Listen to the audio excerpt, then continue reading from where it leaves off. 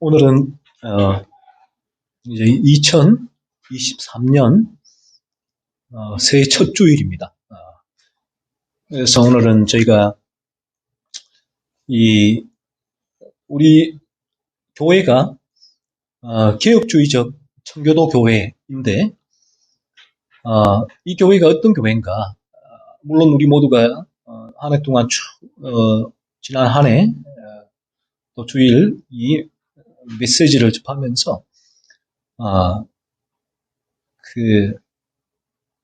이 교회가 중생과 회심에 초점을 두고 있고, 그리고 한 인간을 중생에 이르도록 하기 위해서는 먼저 죄에 대한 각성, 죄를 깨닫는 그 상태가 필요하고, 그리고 그 죄를 깨닫는 상태에 한 사람이 이르를 때에 비로소 그 사람은 그리스도 예수의 필요성을 발견하게 된다는 거예요. 그래서 거듭나게 되고, 거듭나게 되어지면 회심, 이제는 그 거듭남으로 인한 삶에 죄를 죽이는 거룩한 열매가 맺혀지게 된다는 거예요. 그래서 이러한 부분에 주안점을 둔 교회가 청교도 교회인데, 그래서 저희 개혁주의적 청교도 교회가 조금 더 구체적으로 그러면 어떠한 교회인지를 함께 살펴보고, 또 우리가 올 한 해도 이 방향으로 계속해서 이제 나아가는 것이죠. 그래서 교회가 그래서 이 개혁주의적 청교도 교회가 이제 주일 예배 또 여러 가지 모든 부분에 있어서 이러한 형태를 취하고 이러한 메시지가 전해지고 이러한 교제가 그렇게 이루어지는구나. 일반적인 복음주의 교회와 무엇이 다른가 하는 부분을 좀 저희가 확인을 하고 내년 한 해도 이 방향으로 방해해서 우리가 계속해서 함께 나아가면 좋겠습니다. 먼저 이 개혁주의적 청교도 교회가 교환에 있는 대로 이 개혁주의라고 하면 이제 아시다시피 마틴 루터가 종교개혁을 일으키죠.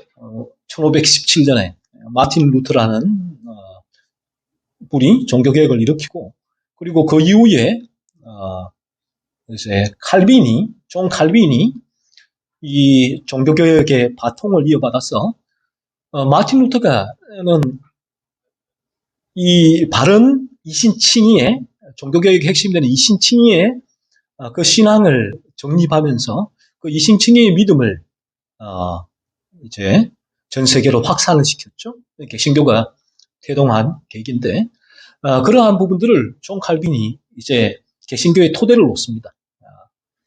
이 성경을 가지고 마틴 루터는 이신칭의의 그런 신앙에 초점을 두었다면, 칼빈은 이제 두루두루 다방면에 성경을 가지고 이 개신교의 토대를 놓죠. 세밀하게 놓습니다. 그 세밀한 토대를 놓은 책이 기독교 신앙이에요. 칼빈의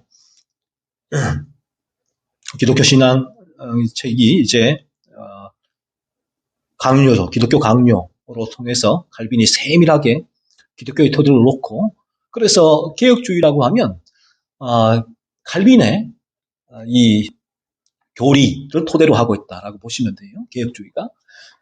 그런데 개혁주의적 청교도 교회는 뭐냐 하면, 이 청교도 교회는 뒤에도 제가 설명하겠지만, 청교도 교회는 이 칼빈의 개혁주의가 이제 이 프랑스와 이제 스위스 화란에서 칼빈이 개혁주의 토대가 유럽에서 이루어졌고, 이 부분이 영국으로 건너오게 됩니다.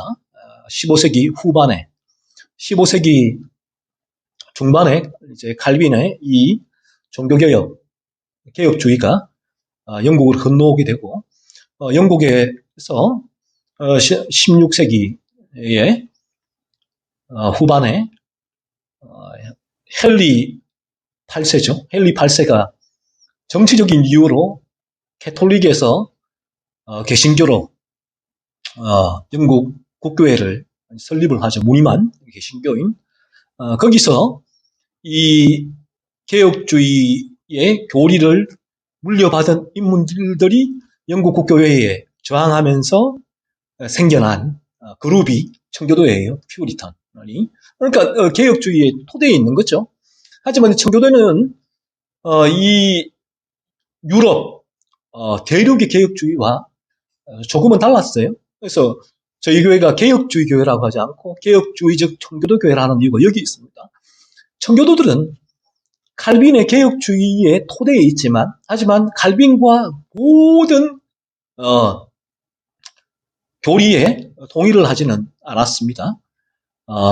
이 청교도들은 칼빈의 개혁주의 교리의 기본 토대는 두고 있지만, 하지만 여러 많은 부분에 있어서는 이제 칼빈 청교도들은 그것이 성경적인가를 바라보게 될 때에 칼빈과 모든 부분에 있어서 괴를 같이 하지 않았다.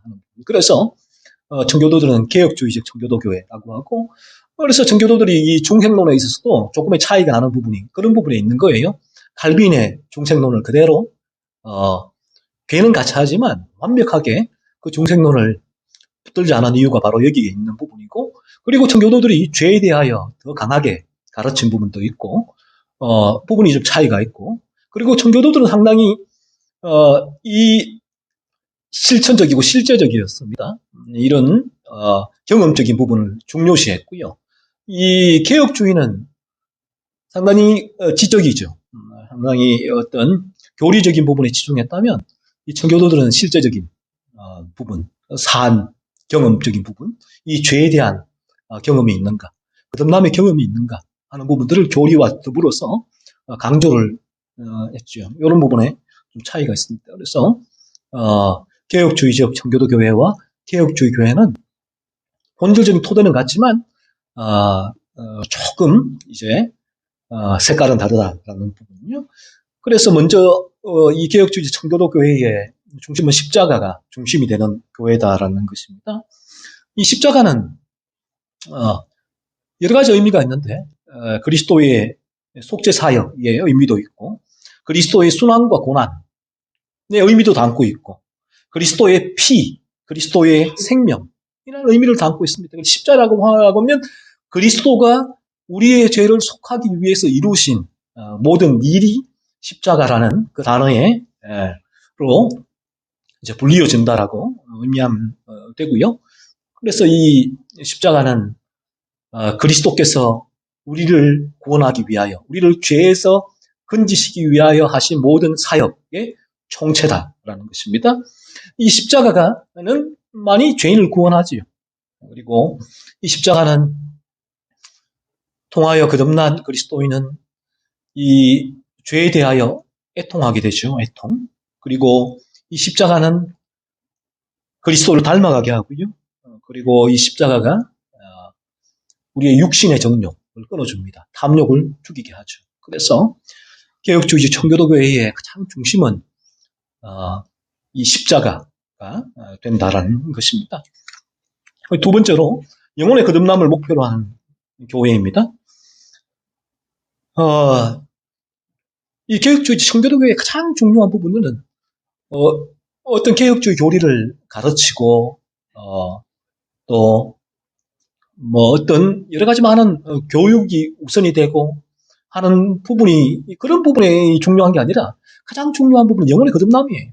무엇보다 정말 여기 나온 한 영혼의 우리 나온 우리 지체가 거듭날 수 있도록 거기에 모든 에너지를 다 쏟아붓는 교회가 청교도 교회입니다. 그래서 한 영혼의 거듭남이 목표이기 때문에 영혼이 거듭나기 위해서는 청교도들은 죄를 깨닫지 않고는 거듭날 수 없다는 거예요. 그러면 영혼의 거듭남을 위해서 이 청교도 교회는 뭘 해야 될까요? 죄에 대하여 설교할 수밖에 없는 것이죠. 그래서 한 달에 2번 끊임없이 죄에 대하여 설교하는 이유가 여기에 있는 것입니다.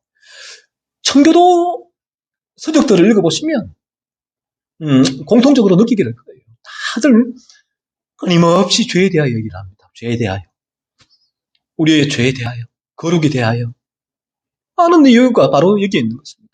한영혼의 거듭남이 청교도들은 가장 큰 목적이죠. 먼저 나의 거듭남. 또 우리 지체들의 거듭남. 그래서 우리 이 청교도 교회는 모든 게 이 거듭남으로 귀결되기 때문에 우리가 여기에 있는 모든 분들도 사실은 이제 그러한 기준에서 바라보게 되죠. 거듭났을까?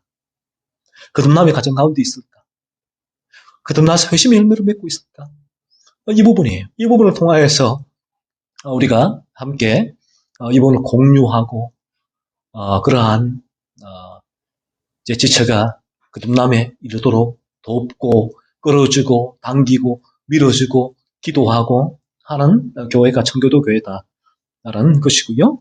그리고 세 번째로 제가 말씀드렸다시피 종교교육의 중심 원리를 견지합니다. 청교도 교회가 이 개혁주의적 청교도 교회라고 했을 때는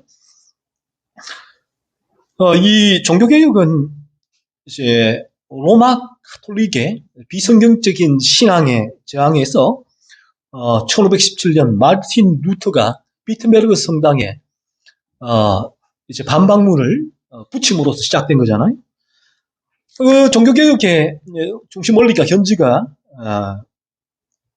견지한다고 했을 때 중심 원리가 다음과 같죠. 우리가 많이 들어보셨다시피 첫 번째가 솔라 스크립투라, 이게 라틴어인데 오직 성경이라는 거예요. 성경, 오직 성경. 그래서 저희의 모든 기준은 성경이에요. 성경. 성경이 무엇이라고 말씀하고 있는가? 성경이 기준이 된다는 거죠.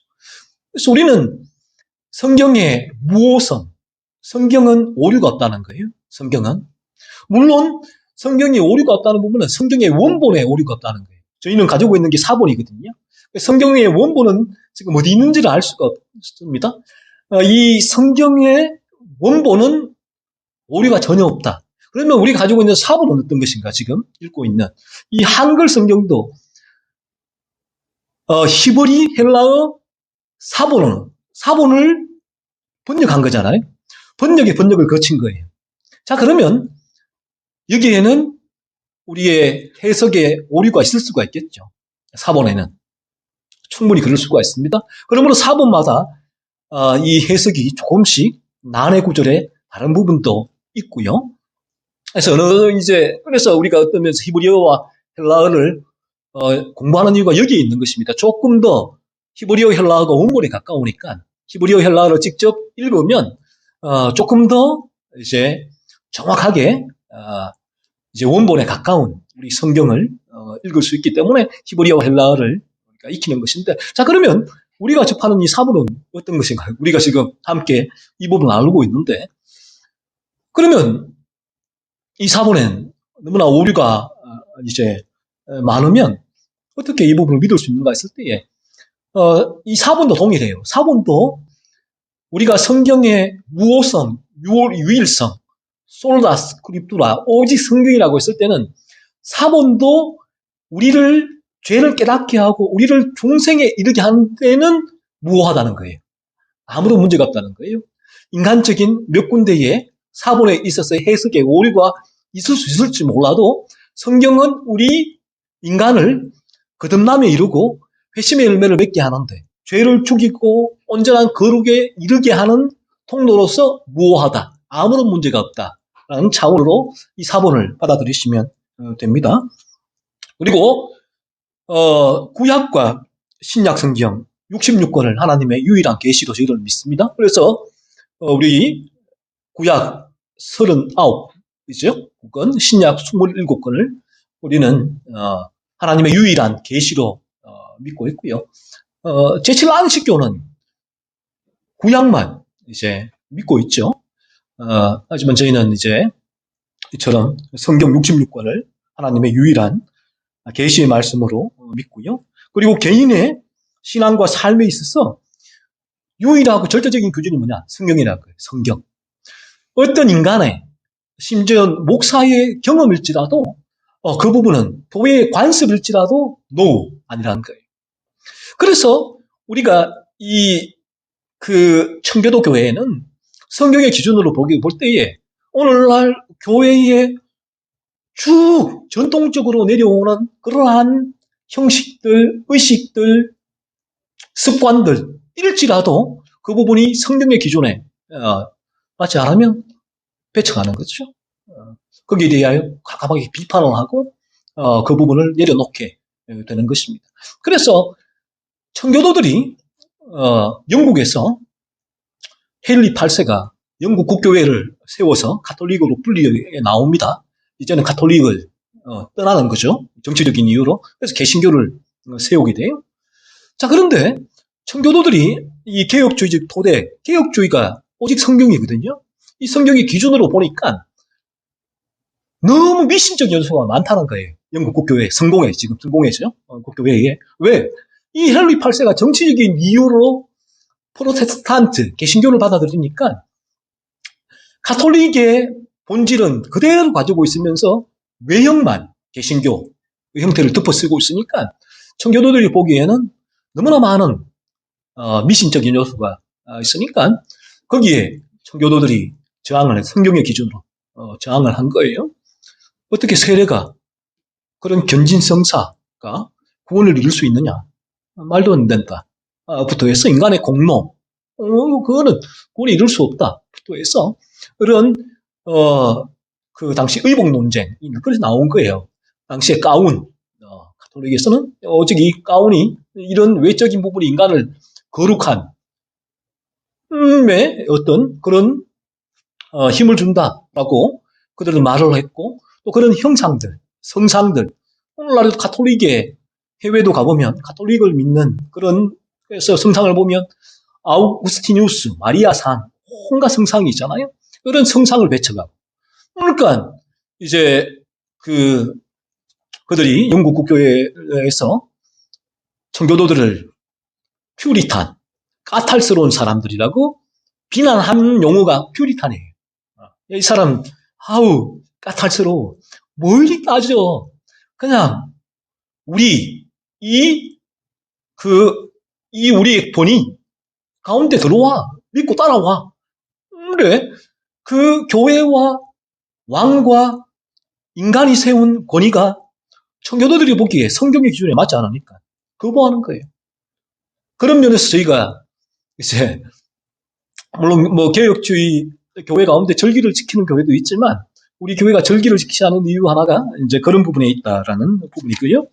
두 번째로 종교개혁 중심 원리가 솔루스 크리스투스, 오직 그리스도라는 거죠. 죄사함을 받을 수 있는 유일한 길은 그리스도다라는 것이죠. 당시 가톨릭은 그런 미사 또 선행을 통해서 죄사함을 받을 수 있다라고 믿고 있었죠. 그래서 면죄부도 있었고요. 그 면죄함에 동전이 딸랑거리는 순간 인간의 영혼은 영옥에 있다가 천국으로 튀어 올라간다라고 그들은 그렇게 믿었죠. 그런 죄사함이 그런 자신의 선행을 통해서 또 누군가의 선행을 통해서 쌓일 때에 그런 죄사함이 이루어질 수 있다라고 그렇게 얘기를 했지만 오직 그리스도를 통해서만 죄를 사함을 받고 또 오직 그리스도를 통해서 하나님께 나아갈 수 있다라는 거예요. 그래서 이 가톨릭의 고해성사가 신부가 하나님과 인간의 중보자가 되는 거죠. 그래서 신부에게 고해성사를 하게 되면 신부가 그 죄를 듣고 그 죄를 가지고 하나님께 나아가는 그렇지 않다는 거예요. 그래서 마틴 루터가 만인제사장주의가 바로 이런 부분에서 나왔죠. 오직 하나님께 그리스도를 통하여서만 우리 인간은 나아갈 수 있다는 거예요. 어떤 이 목사도 어떠한 인간도 종교인도 이제 매개체가 될 수 없다는 거예요. 우리 모든 성도는 그 성도 개인이 하나님께로 나아갈 수 있다는 것이죠. 이 만인제사장주의라는 거죠. 그리고 이 성경의 모든 계시는 하나님의 모든 계시는 우리가 이 땅 가운데 무엇을 할 것인가, 무엇이 될 것인가, 어떻게 될 것인가 라는 것이 아니에요. 성경의 계시는. 그래서 그 부분이 이제 오늘날 많은 이들이 성경을 또 잘못 사용하고 있죠. 그러니까 성경의 기준으로 봤을 때 오늘날 그런 예언을 하고 그런 은사에 집중하는 부분에 있어서 청교도들이 저항을 하고 거부한 이유가 바로 여기 있는 부분이죠. 성경의 모든 계시는 그리스도를 향하고 있다는 거죠. 하나님의 모든 계시를 통하여 인간 내가 이 땅 가운데 어떻게 살 것인가를 알려주는 것이 아니라 성경의 모든 계시는 그리스도.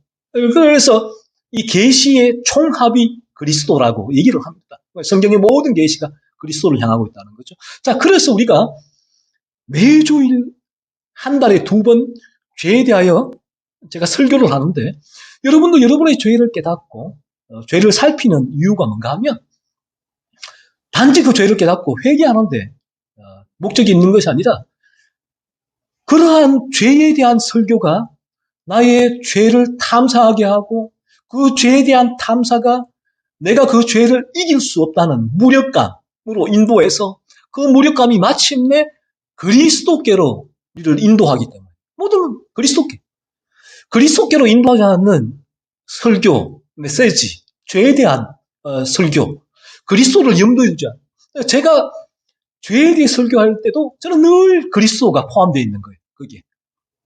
여러분 모두가 그 죄를 깨닫고 그리스도께 나아가기를 간절히 소망하는 마음으로 죄에 대하여 설교하는 거예요. 솔루스 크리스투스, 오직 그리스도가 바로 그런 의미다. 라는 거예요. 그리고 그리스도의 삼중직, 그리스도의 선지자, 제사장직, 왕직을 믿는 것이죠. 세 번째, 솔라 그라티아, 오직 은혜라는 것이죠. 오직 은혜. 그 은혜가 뭔가 했을 때 오늘날 이 설교를 들을 때 내 마음에 감동이 일면 눈물을 흘리고 하나님의 은혜입니다. 라고 이제 얘기를 하는데 이 부분은 인간 중심적인 부분이죠. 그래서 오직 사실은 이 은혜가 우리의 거듭남과 관련된 거예요. 거듭남과. 그래서 나 같은 죄인을 거듭나게 하시고 죄를 깨닫게 하시고 또 이 진리의 자리도 나는 진리를 거부했음에도 불구하고 하나님께서 이 진리의 자리도 여러 상황과 환경을 통하여서 인도해 주시고 이 진리를 만나게 하시고 진리를 통하여 성령께서 나의 죄를 깨닫게 하시고 그 죄로 인하여 내가 고통받게 하시고 마침내 그리스도께로 나아가 그리스도의 의를 붙들게 하시고 그 의의 거듭남으로 이제는 죄를 죽이는 거룩함의 삶을 살게 하시는 이 모든 것이 하나님의 은혜란 하나님의 은혜. 그러니까 우리 하나님의 은혜는 오직 나 같은 죄인을 거듭나게 하시는 하나님의 능력이다. 연결되어 있다는 것이죠. 오직 이 부분이 하나님의 은혜다라는 것이죠. 하나님 주권적인 은혜라고 합니다. 죄인을 구원하신 주권적인 은혜. 그리고 이 은혜가 죄인에게 값없이 주시는 은혜라는 것이죠. 그래서 우리가 바른 이 성경적인 중생론인데 여기에서 너무너무 힘든 게 뭔가 하면 내 힘으로 할 수 있는 게 없다는 게 힘든 거예요. 사실은. 내 힘으로 거듭남에 이룰 수 있다면 뭐라도 하지 않겠어요, 여러분? 성경 10도 가고 10도 가면 거듭날 수 있다고 하면 10도 안 하겠습니까? 올 한 해 바로 해버리겠다, 10도. 금식 한 10일 하고 거듭날 수 있다면 금식하겠죠. 그런데 성경은 인간이 아무리 노력해도 거듭남이 이룰 수 없다라고 얘기를 해버려요. 이게 힘든 거예요. 힘든 거예요. 찰스 피니의 복음 중생론은 그러면 쉬워요. 어떤 면에서 사형리대로 따라가면 나 구원 믿습니다. 라고 고개만 끄덕이면 구원 받으니까. 사실은 하나님의 전적 은혜입니다 하고 말하면서 인간의 공로가 들어가 있죠. 그래서 그 중생론을 결심에 의 중생이라고 해요. 인간의 결심으로 이르게 되는 중생이라고 하는 거예요. 그래서 피니와의 복음주의, 그의 중생론은 항상 동반되는 게 결심 기도가 항상 동반이 돼요. 자, 이 기도를, 예수를 믿죠? 예. 그러면 이 기도를 따라 하십시오. 결심 기도라고 합니다. 이 기도를 따라 하게 되면, 저는 예수를 믿은 것입니다. 라고 하죠. 그래서, 알트 콜링, 재단이라고 해요. 알트 콜링. 부르죠. 선포하고, 예수 믿을 사람 손들라고 해서, 손들면 나라고 해서, 이제, 무릎 꿇고 결심 기도를 하고, 그러면 구원받았다고 합니다. 그래서, 우리가 흔히,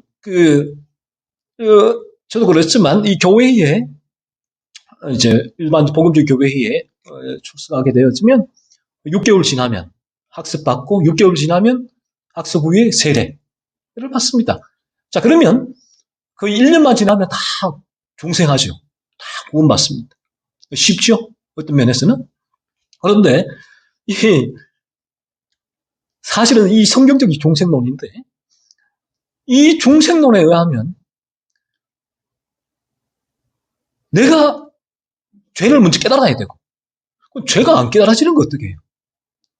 죄가 전혀 안 깨달아지는데 쓰면서도 죄인은 믿습니까? 예라고 할 수 있단 말이에요. 그리고 죄인임을 믿고 예수를 믿겠습니까? 예, 할 수 있단 말이에요. 그런데 이 중생론은 죄가 깨달아지지 않으면 그 다음 스텝으로 그리스도께로 나갈 수가 없으니까 먼저 죄가 깨달아야 되는 거예요. 여러분 힘으로 가능합니까? 이게 불가능하다는 거예요. 오직 진리를, 죄에 대한 진리죠. 하나님의 거룩의 기준이에요. 거룩의 빛이 계속 죄일 때에 내 마음에 깜깜한 암막 커튼이 조금씩 틈이 나게 된단 말이에요. 이 하나님의 은혜다. 하나님의 은혜가 아니고는 거룩의 빛이 여러분의 마음을 쬐지를 못합니다. 하나님의 은혜가 아니고는 죄에 대한 인식이 생겨나지 않는다니까요. 그래서 이 자체가 은혜. 그러니까 내가 아무리 하려고 애를 써도 죄에 대한 감각이 안 생기는 거 어떻게 해요? 어떻게? 근데 할 수 있는 게 없다고. 그리고 죄에 대한 감각이 생겼다. 빨리 거듭나고 싶은데 내가 할 수 있는 게 없다고. 거기서도. 죄를 살피고 예수를 바라보고 끊임없이 나의 죄를 살피고 그런 다음 소망하고 그리스도를 바라보고 이것밖에 할 수 없는 거예요. 이런 지점에서 어느 날 하나님의 역사로 하나님 성령의 강권하심으로 내가 죄를 이길 수 있는 힘이 전혀 없구나 100% 깨달아지는 지점이 오게 되고 그때 그리스도의 의가 100% 믿어지게 될 때 거듭나게 되는 때 그래서 이 부분이 하나님의 은혜예요. 내 힘으로 될 수가 없죠. 자, 그러니까 이 단계에 들어온 교과성에 들어온 이들도 어떤 면에서는 참 힘든 부분이 여기 있어요. 힘든 부분이. 내 힘으로 안 되니까. 너무나 힘들다는 거예요. 이 자체가. 그러나 어느 순간 하나님의 은혜로 거듭나게 돼요. 이 죄가 가운데 들어오게 되는 것이면 거듭나게 되고 그리스도를 믿게 되시죠.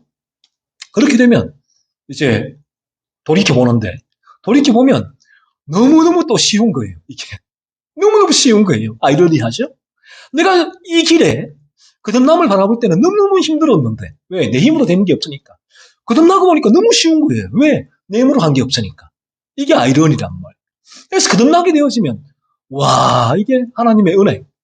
나 같은 이 이리 같은 본성을 가진 악독한 인간을 양능으로 하나님 만드셨네. 그래서 이 바울이 말하는 칼빈주의죠. 교리인 예정론이 뭔가 하면 돌이켜보는 거예요. 예정론은. 내가 거듭나서 돌이켜보니까 와, 하나님의 전적 은혜네. 주권적인 은혜네. 주권적인 은혜가 나를 하나님이 선택해 주셨으니까 내가 이렇게 내 힘으로 아무것도 할 수 없다. 선택해 주셨으니까 내가 이 길로 갈 수 있었구나 라는 것을 절절히 깨닫게 되고 그러면 그때부터 감사할 수밖에 없잖아요. 그래서 범사에 감사라고 했을 때 감사가 여기에 오는 거예요. 하나님의 은혜입니다 라고 할 때 그 은혜가 바로 이러한 나 같은 죄인을 거듭나게 한 그 은혜가 되는 것이죠. 그래서 오직 은혜라고 할 때 이러한 인간의 공로를 전적 배격한다. 그래서 이러한 중생론을 알미니안적이라고 개혁주의 이제 교단총에도 그렇게 말씀하시는 간혹 있는데 이 부분이 너무나 무지해서 그래요. 사실은 이 부분에 있어. 그래서 이러한 부분이 얼마나 이 성경적인 이 중생론의 인지를 이제 성경을 통하여 확인하게 되어지면 이 부분이 참 전적 하나님의 은혜, 철저하게 칼빈주의적 토대 위에 서 있구나라는 사실을 알게 되는 것이죠. 다음 네 번째로 솔라 피데, 오직 믿음이라는 것이죠. 우리가 어떻게 구원받는가? 죄를 깨달음으로 구원받는가? 아니란 것. 오직 그리스도를 믿음으로. 이신칭의. 오직 그리스도를 믿음으로 구원받는 거예요. 그래서 저희가 매주일 끊임없이 죄에 대하여 선포하고 우리의 교제 가운데도 죄를 나누고 하는 이유가 여기에 있는 거예요. 오직 그리스도를 믿음으로만 구원받기 때문에. 그리스도 믿음으로만 이 죄에서 벗어날 수 있기 때문에, 건진받을 수 있기 때문에 그런 죄를 선포하는 것이고 오직 그리스도께로 나아가기 위한 죄에 대한 설교가 통로가 된다는 것이죠. 그리고 이 오직 믿음으로 했을 때에 또 이 믿음 자체가 또 구원의 근거는 아니다라는 것이죠. 믿음 자체가. 구원의 믿음은 프란시스 쉐퍼가 정확하게 얘기했듯이 믿음은 우리가 들어올린 인간의 빈손이란 거예요. 무슨 말인가 하면 내가 죄의 고통 가운데 나의 의가 완전히 무너질 때에 내가 여기서 벗어날 수 있기 위하여 할 수 있는 일이 아무것도 없는 무력함이 있을 때 비로소 인간은 빈손을 들어올려요. 그리스도시여. 그리스도밖에 없습니다. 라는 고백이 이 믿음. 그래서 그 믿음은 그리스도를 받는 통로일 뿐이에요. 믿음 자체가 어떤 공로가 아니에요. 믿음 자체가. 믿음은 그리스도를 받게 되는 통로. 우리가 죄로부터 건진받을 수 있는 유일한 근거는 그리스도밖에 없다라는 것이죠. 이 믿음은 그리스도를 받는 통로다라는 것입니다. 그리고 다섯 번째, 오직 하나님께 영광, 솔리 데오 글로리아. 하나님의 목적은 자신의 영광을 드러내는 것입니다. 그래서 우리가 거듭나게 될 때 우리의 거듭남을 통하여 하나님은 영광을 받으세요. 우리의 거듭남 자체로 하나님은 영광을 받으십니다. 우리가 양이라는 존재가 되어서 양으로서의 주인을 살아가는 그 자체, 그 하나님은 영광이 되는 거예요. 하나님께. 우리가 이런 얘기 많이 하잖아요. 우리가 이전에 이제 복음주의 교회에서는 내가 열심히 기도해서 하나님께 영광을 올려드려야지. 열심히 공부해서 좋은 대학교에 합격해서 하나님께 영광을 올려드려야지. 열심히 교회에 충성해서 하나님께 영광을 올려드려야지. 천만에 하나님 그렇게 영광을 받으시지 않았어요. 하나님은 거듭난 존재 그 자체로 영광을 받으세요. 이미. 그래서 거듭난 존재 그 자체가 하고 있는 모든 일들을 통해서 하나님은 거룩한 산재물로서 영광을 받으시게 되는 거예요. 그래서 이 부분이 이제 우리 안에 바르게 이제 이해되지 않으면 인간은 거듭남을 확인하지도 않고 그리고 내가 이 거듭남의 상태에 있어야지만 하나님께 영광을 올려드린다는 이 사실을 통하여 자신의 거듭남을 먼저 점검을 해야 되는데 그러한 점검을 할 필요가 없이 본인의 어떠한 신앙적인 두임으로 하나님께 영광을 올려드릴 수 있다라고 착각을 하게 되는 것이죠. 하나님은 그렇게 영광을 받지 않았습니다. 그리고 인간의 제일 되는 목적은 하나님을 영화롭게 하는 것입니다. 인간의 존재 자체가 하나님을 영화롭게 하는 것이라니까요. 그래서 우리 거듭나게 되어지면 우리의 제일 목적, 그 존재 자체가 하나님을 영화롭게 하게 되는 것이고 인간이 제일 되는 기쁨도 하나님을 찬양하는 것이다. 우리의 존재 자체가 하나님의 찬송이 된다고 여기 소서에 말하고 있잖아요. 하나님 찬송이 된다. 것이죠. 네 번째로 청교도 개혁주의, 복음주의 신앙을 견지하는데 이제 이미 설명했듯이 종교개혁 이후에 종교개혁자들의 신앙을 개성하여 확대 발전시킨 신앙이 개혁주의이고요. 그리고 청교도 운동은 16세기 후반에 종교개혁의 흐름 속에서 성경에 근거하여 교회의 순결성과 순수성을 이루기 위하여 영국에서 일어난 개혁주의적 신앙 운동이고요.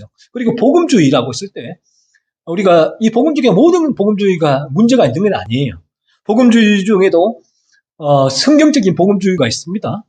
그래서 이 성경적인 예를 들면 제가 자주 인용하는 에이든 토즈도 마찬가지고 프란시스 쉐퍼도 마찬가지고 레오나드 레이번 힐도 마찬가지고 복음주의 목사님들이거든요. 성경적인 복음주의 이분들도 이런 개혁주의 토대 위에서 이제 진리를 전하는 분들이죠. 그래서 복음주의가 성경적인 복음주의는 종교개혁의 신학과 신앙을 기반으로 해서 그리스도 중심적인 사상을 견지하는 신앙을 말해요. 그래서 이분들이 건전한 신앙이죠. 자, 그리고 첫 번째로 우리가 어떤 우리가 그 교리문답을 채용하는가 했을 때에 사도신경, 우리가 예배 중에 사도신경을 우리가 믿고 있고, 그리고 웨스트민스터 신앙고백서와 대소요리문답서를 우리가 따르고 있습니다. 그리고 제네바 교리문답서, 하이델베르크 교리문답, 벨직 신앙고백서, 청교도 교리문답, 도르트 신조를 신앙고백으로 우리가 채용을 해요. 그래서 이런 부분들을 교회에서 가르치고 또 신앙고백 채용하고 있다면 맥을 같이 하는 교회라고 보셔도 무방하다는 것이고요. 다음으로 이제 우리가 좀 넘어가서 두 번째 칼빈주의 5대 교리를 이제 개혁주의적 청교도 교회는 믿고 있습니다. 이 칼빈주의 5대 교리가 보시면 영어가 다 있잖아요. 영어의 첫 글자를 따면 튤립이 돼요. 튤립. 이 부분이 이제 도르트 신조죠. 1618년 화란의 도르트 의회에서 결정되었는데 이 신조에서 이 교리가 칼빈주의의 이 5대 교리가 이제 결정이 된 거예요. 튤립 교리라고 합니다.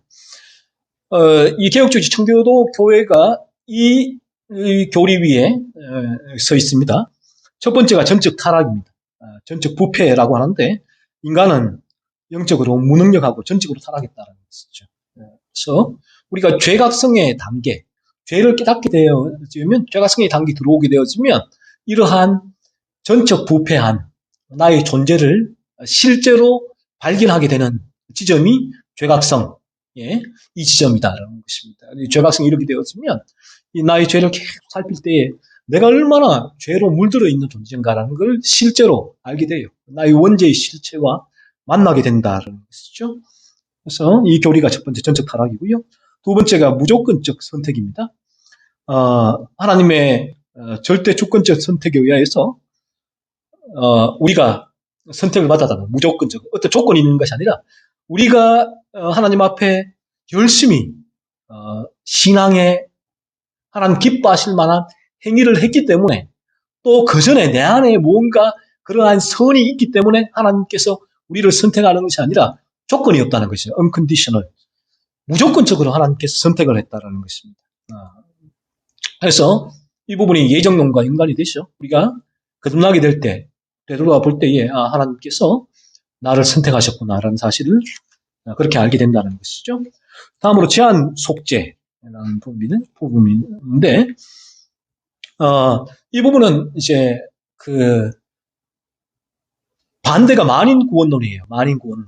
예수 그리스도께서 모든 이들을 이렇게 예수 그리스도의 피가 모든 이들에게 적용이 되어진다, 유효하다라는 게 알미니안적인 교리입니다. 하지만 저희는 이 성경의 근거에서 이 칼빈주의적 이 교리, 제한적 속죄, 그리스도의 속죄는 오직 선택된 사람들에게만 유효하다. 예수의 피는 라는 것입니다. 그래서 예수님이 이 세상에 오신 목적은 오직 선택된 자들을 위해서만 예수님께서 이 세상에 오셨다라는 게 제한 속죄라는 것이고요. 그리고 네 번째가 불가항력적 은혜입니다. 그러니까 이제 이 부분도 우리 인간은 절대로 그리스도의 진리 앞으로 나올 수 없다는 거예요. 오직 하나님이 선택된 자들만이 하나님의 은혜에 의해서 이 진리 앞으로 나와서 죄를 깨닫고 거듭남에 이르게 되는데, 그래서 이 부분을 이제 불가항력적인 은혜라고 한 거예요. 인간이 거역할 수 없는 은혜. 하나님께서 그 인간을 선택하고 이 진리 앞으로 인도하고 진리를 통하여 죄를 깨닫고 마침내 그리스도 예수 앞으로 나아가 거듭나고 이제 회심하여 거룩의 삶을 살게 하는 것, 이 전체가 인간이 아무리 거부하려고 해도 거부할 수 없는 불가항력적인 은혜가 있기 때문에 그러한 것이라는 것이죠.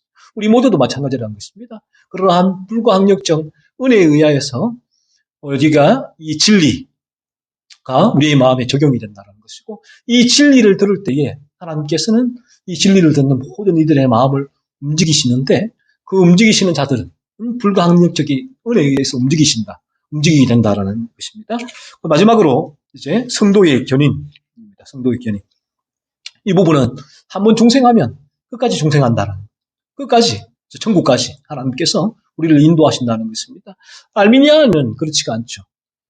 거듭나더라도 떨어질 수가 있다.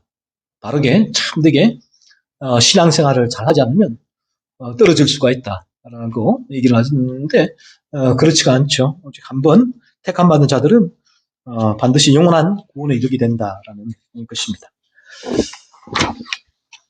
자, 그리고 이제 우리 개혁주의 청교도교회는 인본주의적 신학과 사상을 따르지 않습니다.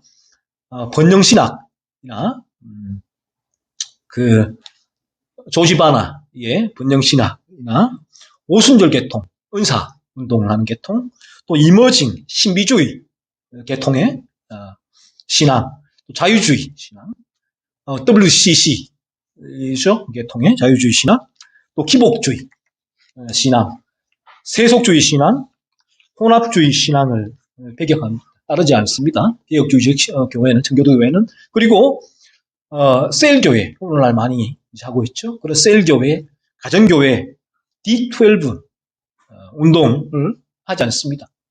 청교도교회는 왜? 바른 성경적인 운동이 아니기 때문에 그렇습니다. 그리고 제자훈련, DNA 훈련, 전도폭발훈련, 문화교실, 얼마나 익숙한 것들입니까? 오늘 한국교회에서 많이 하고 있는 같은 프로그램을 운영하지를 않습니다. 이 부분도 이제 성경적이지 않다라고 보기 때문에 그런 거예요. 그리고 에큐메니칼 운동과 종교다원주의, 천주교, 또 이단과 사이비를 이제 배격합니다. 청교도교회는. 그리고 다섯 번째, 십자가 복음 진리를 전하는 교회. 이미 앞에서 제가 설명을 드렸고요. 여섯 번째, 복음적, 개혁주의적 예전을 시행하는 교회.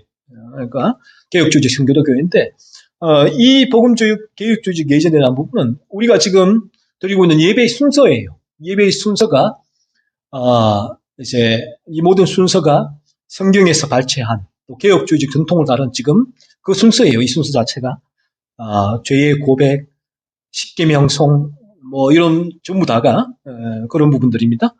그래서 인간 중심적인 예배와 예전을 이제 배격합니다.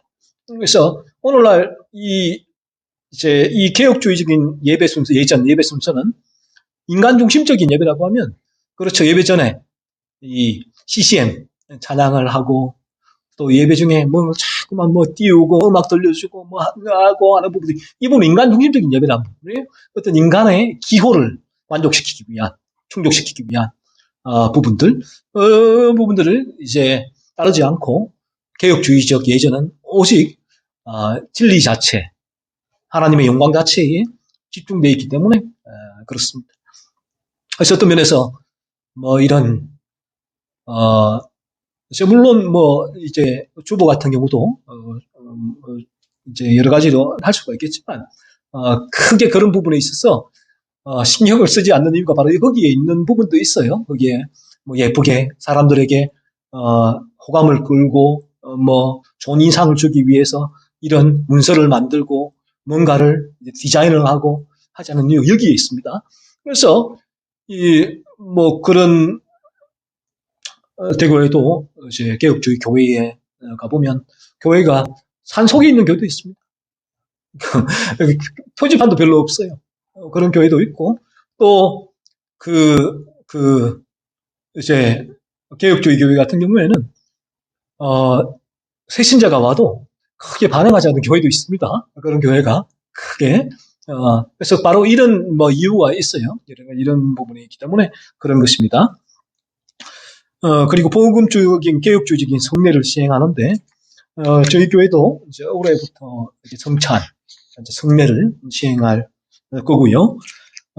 그리고 그리스도 중심적인 복음 교육을 하는데 이 복음 교육 자체가 진리를 전하는 것이기 때문에 이 교재가 중요합니다. 교재 자체가.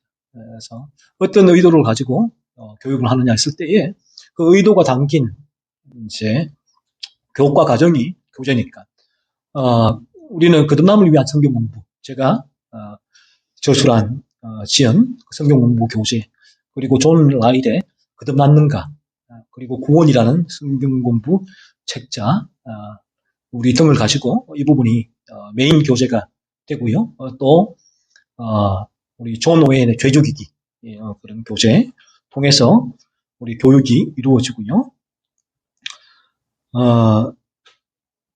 그리고 우리 이제 기도는 개인 기도를 중요하게 여기고, 또 우리 모임을 했을 때 또 함께하는 그런 기도를 하게 되어집니다. 그리고 찬송 부분입니다. 이 개혁주의적 청교도 교회가 이 예배와 찬송 자체보다 예배와 찬송을 올려드리는 예배자가 우선이죠. 그래서 거듭난 예배자, 또 이 자리에 나온 여러분이 올바른 마음가짐으로 찬송을 할 때 가장 유익이 되는 찬송은 성경 자체로 드리는 찬송, 그리스도가 말씀에 녹아있는 찬송인데 그 찬송이 시편 찬송이란 거예요. 오늘날 한국교회에서는 찬송이 너무나 인간 중심적인 곡과 가사, 리듬과 박자로 구성되어 있어서 이 찬송을 통해 사실은 그리스도를 바라보고 나의 죄를 살피고 거룩을 추구하고 하나님께 영광을 올려드리기보다 오히려 찬송이 인간의 이제 그 자신의 기쁨, 즐거움이죠. 위로와 만족을 추구하는 수단과 도구로 흘러버리게 돼요. 찬송 하나님께 영광 올려드린다고 하는데 실제로는 그 찬송이 이러한 이제 잘못된 방향으로 흘러가게 되는 것이죠. 그래서 우리가 시편 찬송을 하는 이유가 여기에 있고, 또 CCM을 하지 않는 이유도 바로 여기에 있습니다. 그리고 이 성가대가 없는 이유도 있어요. 성가대가 없는 이유가 이 개혁주의 청교도 교회는 성가대가 없는데 그 이유가 뭔가 하면 회중 전체가 성가대와 찬양단이기 때문에 별도로 찬양대와 찬양단을 소유하지 않고요. 또 그래서 우리가 인간 중심적인 예전이라고 했을 때에 예배 중에 특송하고 있잖아요. 특송도 하고 하는데 그 부분들을 하지 않는 이유도 여기 있는 거예요. 그 특송이 뭔가 했을 때, 특송을 왜 하는가 했을 때 인간 중심적인 부분이라는 거예요. 인간의 어떤 만족이라는 부분이죠. 그런 부분에 있어서 그런 특송, 또 그 성가대, 별도의 찬양단 조직을 하지 않는다라는 것입니다. 예배 중에는 온 회중이 이제 성가대이기 때문에 다른 역할을 맡지 않는다라는 것이고요. 그리고 이 전도도 이제 인본주의적인 전도 운동과 프로그램을 배경하는데, 이 전도의 개념이 개혁주의 청교도 교회는 새 생명을 소유하게 되면 목회자와 성도의 자연스러운 삶의 방향이 전도가 된다는 거예요. 한 영혼의 거듭남을 위해서 집중할 수밖에 없게 되겠죠. 그래서 이제 뭐 여러 가지 전도 프로그램을 이제 하는 것은 올바르지 않다라는 것이고, 이 거듭나게 되신 우리 모두가 또 전도자가 될 수밖에 없고, 영혼의 거듭남을 위해서, 먼저 가족의 거듭남을 위해서 늘 애를 쓰고 기도할 수밖에 없고, 또 그 부분이 점점 이제 확대될 수밖에 없다는 것이죠. 그리고 헌상인데, 우리가 헌상이라는 용어를 쓰는데, 이 성약교회의 김홍정 목사님께서 이제 헌상이란 이제 용어를 사용하셨는데, 이 부분이 이제 우리가 헌금은 그것이 무엇이 되었든 간에 하나님 앞에 드리는 것이기 때문에 헌상이라는 용어를 씁니다. 사람에게 주거나 교회에 재정을 보태는 것이 첫째 목적이 아니라 내가 하나님께 드린다는 것이 첫째 목적. 여러분이 헌상이 하나님께 바친다는 것이. 그래서 이 부분은 각 사람이 혼자 하나님 앞에 직접 드린다고 생각하기보다는 교회의 한 분자, 교회의 한 부분으로 이 거룩한 교회가 하나님 앞에 헌금을 드린다라고 생각을 해야 되고요. 그래서 이 교회에서 헌금은 모두가 합해서 하나님 앞에 거룩되이 드린다라는 의미로 하는 것입니다. 그래서 이 헌금이라 하는 말은 이 돈을 헌금 바구니에 넣어서 예전에 드리니까 이제 그렇게 사용했는데, 옛날에는 연보라는 말도 썼죠. 하지만 위로 드린다, 헌상, 오프링 말이 더 적절하다는 것입니다. 그래서 이 헌상은 이제 어떤 축복의 통로가 아니고 과시나 경쟁의 도구도 아니다라는 것이고요. 그리고 하나님 앞에서 즐거움과 자원하는 마음으로 해야 하기에 헌상을 강요하지 않고 무기명으로 하는 이유가 여기에 있다는 것입니다. 그리고 그렇기에 11조, 감사, 주일, 절기, 건축, 성경과 같이 종류별로 구분하지 않는다라는 것입니다. 그리고 개혁주의 청교도교회가 이제 가정을 중요하게 여깁니다. 가정. 그래서 아담의 범죄 이전에 이미 가정이 구성되어져 있었죠. 그래서 우리 가정에서 우리의 칭의, 성화가 이루어지지 않으면 교회에서의 칭의와 성화는 위선이다. 위선. 보통은 우리가 교회에 와서 거룩한 삶을 사는데 가정에서 전혀 그렇지 않은 삶을 산 위선이다. 그래서 먼저는 가정이 훨씬 더 중요하다는 것입니다. 그 예배는 우리가 이 진리는 한 사람의 영혼을 깨어나게 하고 그리고 가정을 살아나게 하죠. 우리 이 교회는 가정을 바로 세우는 이 공동체를 지향하게 됩니다. 그래서 모든 가정은 예배를 통해 이 진리를 통해 거듭남으로 말미암아 남편과 아버지의 권위를 바로 세우게 되고 또 남편은 아내를 사랑하고 아내는 남편에게 복종하고 자녀들은 부모에게 순종하고 또 부모는 자녀를 진리로 잘 사랑으로 양육하는 교회를 지향한다는 게 됩니다. 그리고 우리 이제 교회의 주일 예배는 온 가족이 함께 드리는 예배 드리고 그리고 가급적이면 가족 중심으로 이제 앉는 것이 좋고요. 그렇게 우리가 또 주일 예배는 온 가족이 함께 예배를 그래서 드리게 되는 것입니다. 그래서 온 가족이 함께 예배를 드리는 부분도 좀 낯선 풍경이기도 하지만 개혁주의적 청교도교회는 너무나 이게 자연스러운 것입니다. 이 부분이 같이 예배를 드리면서 첫째는 가정이 신앙 공동체라는 걸 확인하게 돼요. 우리는 한 신앙을 향하여 나아가는 공동체다. 그런 걸 확인하게 되고 그렇지 않으면 뿔뿔이 전혀 다른 이제 신앙 공동체라는 부분들이 약해지고 그리고 또 이제 우리 가족 중에 한 분은 복음주의 교회에서 전혀 다른 신앙의 방향성으로 뿔뿔이 흩어지게 됐지만 또 함께 예배드리며 우리는 동일한 이런 개혁주의적 청교도 교회의 교인으로서 이러한 교회의 지향점을 향하여 우리 온 가정이 함께 예배하는구나 라는 부분들. 둘째로 우리 자녀들의 영적 성장이 더 빠르게 이루어진다는 것이에요. 그래서 우리 자녀들이 우리가 생각하는 것처럼 그렇게 어리지 않습니다. 어리지 않고 그들도 깊고 풍성한 설교를 이해할 수가 있고요. 또 길고 딱딱해 보이는 예배 가운데도 얼마든지 참여할 수 있다는 것입니다. 약간의 도움과 격려만 있다면 그런 일은 얼마든지 가능하고 그래서 우리가 자녀들이 함께 예배하는 것은 너무나 중요하다는 것입니다. 경산의 그 실로암 교회도 제가 가보게 되면 6살 고마아이가 그 예배 때 같이 참석하거든요. 그 교육주 교회니까 참석하는데 설교가 1시간 반까지 이어지는데 그 설교 내용도 개혁주의 교회니까 조금 더 지적이에요. 내용 자체가 쉽지 않아요. 그런데도 그 자리에 앉아서 다 예배를 드리고 있는 부분이죠. 그 교회에 비하면 저희 교회의 예배 시간은 설교 시간은 조족지혈 세팔에 피지요. 그래서 또 우리 이제 교회가 처음 오신 분들에게도 환영은 하지만 교회 등록을 권유하지는 않습니다.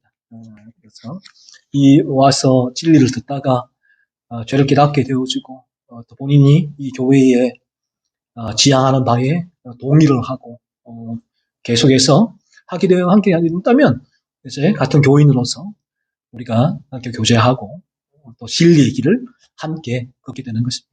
오늘 시간은 첫 주일 또 교회에 또 나아갈 바, 우리 교회가 지향하는 바, 개혁주의적 청교도교회는 어떤 교회인가를 설명하는 부분에 있어서 시간은 좀 많이 흘렀는데 우리 교회가 이제 그런 교회입니다. 그런 교회고 그래서 올 한 해도 이런 교회이기 때문에 변함없습니다. 변함없이 매년 똑같아요. 똑같은 방향으로 똑같이 설교하고 똑같이 이 교회는 흘러가고 똑같이 교제하고 똑같을 겁니다. 그래서 오직 우리의 목적은 우리 모두가 거듭남에 있고 거듭남으로 우리에게 있어서의 내가 이런 변화, 내 안에 이 죄가 죽어지는 변화, 그리고 우리 가정의 변화. 와, 우리 가족이 거듭나니까 우리 가족에 이러한 화목이 오는구나.